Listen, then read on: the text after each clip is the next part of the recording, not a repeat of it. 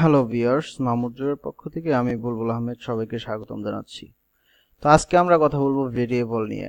তো চলেন শুরু করা যাক। তো ভেরিয়েবল নিয়ে এর আগেও আমরা কথা বলছি, তারপরেও আজকে আমরা কথা বলবো ভেরিয়েবলের টাইপ সম্পর্কে, আসলে ভেরিয়েবল কত প্রকার এবং কি কি। তো সেটা করার জন্য আমাদের যে আগের প্রজেক্ট আছে সেটা আসলে ওপেন করতেছি। জাভা বেসিক নামে যে আমরা প্রজেক্ট ক্রিয়েট করছিলাম, ওকে, প্রজেক্টটা ওপেন হচ্ছে। এখান থেকে আমরা একটা প্যাকেজ ক্রিয়েট করে নেব। আজকে নতুন একটা প্যাকেজে কাজ করব, নাম দিচ্ছি variable variable types variable types okay. আপনারা চাইলে যে কোনো নাম ইউজ করতে পারেন। ওকে, এখন আমরা এখানে আসলে একটা ক্লাস ক্রিয়েট করে নেব, দুটা ক্লাস। একটা হচ্ছে নাম দিচ্ছি স্টুডেন্ট ক্লাস, ওকে, এবং আরেকটা টেস্ট করার জন্য একটা ক্লাস ক্রিয়েট করব, নাম দিব হচ্ছে টেস্ট, যেমন হচ্ছে মেইন ক্লাস, সেখানে মেইন মেথড থাকবে আসলে। চলো, এটা হচ্ছে মেইন ক্লাস আর একটা হচ্ছে স্টুডেন্ট ক্লাস। ওকে, আমরা দুইটা ক্লাস থেকেই আমাদের এইগুলা কমেন্ট আউট করা জিনিস উঠিয়ে দিচ্ছি, লেখাগুলো ডকুমেন্টেশন আর কি। ওকে, এটা হচ্ছে জাভার ডকুমেন্টেশন। ওকে, তো আমাদের একটা হচ্ছে স্টুডেন্ট ক্লাস আর একটা হচ্ছে মেইন ক্লাস। ওকে, তো স্টুডেন্ট ক্লাসে স্টুডেন্টের কিছু প্রপার্টি থাকে, যেমন প্রথমে স্টুডেন্টের স্ট্রিং স্ট্রিং কি থাকে, স্টুডেন্টের নেম থাকে। ওকে, তারপরে ইন্টিজার আইডি থাকে, তারপরে স্ট্রিং থাকে, কি থাকে, ডিপার্টমেন্ট থাকে। ওকে, এগুলা আসলে একজন স্টুডেন্টের থাকে যদি সে স্টুডেন্ট হতে চায়। তো আমি চাচ্ছি এই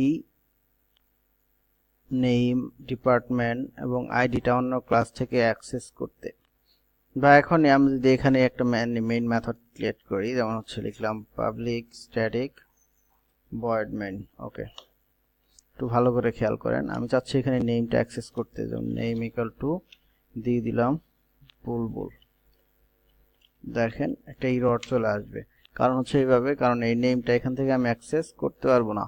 কেন করতে পারবো না, বা এই কাজটা যদি আমরা আরেকটা প্যাকেজেও করি, এই ক্লাসেও করি, দেখেন সেম এরর চলে আসতেছে। কেন এরর চলে আসতেছে একটু ভালো করে খেয়াল করুন। দেখেন এখানে আমরা এররটা যদি দেখি, বলছে can not find any symbol variable name আর লোকেশন মেইন ক্লাস।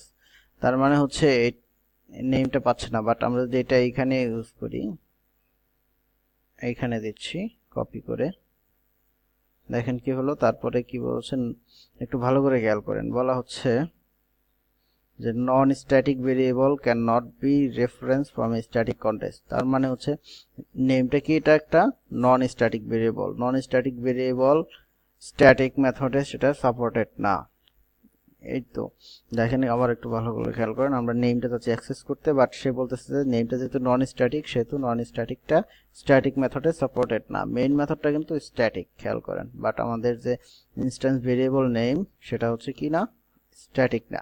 তো এই যে সিচুয়েশন, এই সিচুয়েশন হচ্ছে আমরা কিভাবে ওভারকাম করতে পারি, যদি এখানে আমরা স্ট্যাটিক দিয়ে দেই, দেখেন, সরি, স্ট্যাটিকটা হবে ঠিক এইখানে।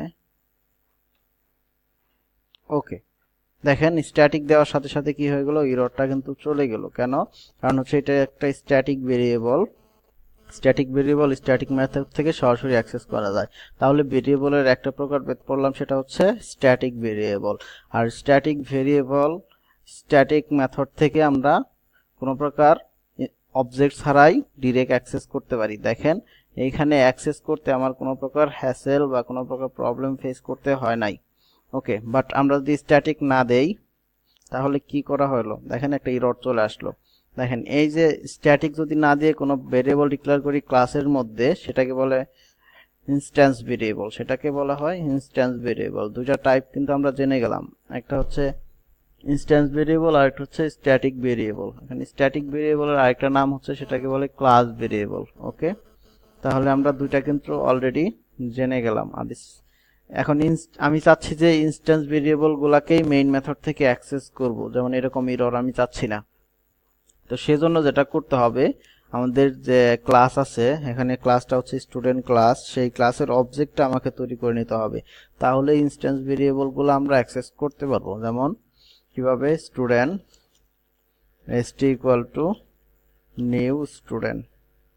ওকে, দেখেন এখন কিন্তু এররটা আমরা ওভারকাম করতে পারবো কিভাবে। এখন যেহেতু স্টুডেন্ট ক্লাসের অবজেক্ট তৈরি করে ফেলছি, সেহেতু এই অবজেক্ট দ্বারা আমরা কি করতে পারবো, এই ইনস্ট্যান্স ভেরিয়েবলকে অ্যাক্সেস করতে পারবো। সেজন্য কি করবি, দেখেন এখানে আমাদের অবজেক্টটা হচ্ছে st দিয়ে যদি ডট দেই সবগুলা ভেরিয়েবল কিন্তু চলে আসবে। দেখেন নেম ইকুয়াল টু আমরা যে কোনো নামই এখানে ইউজ করতে পারি।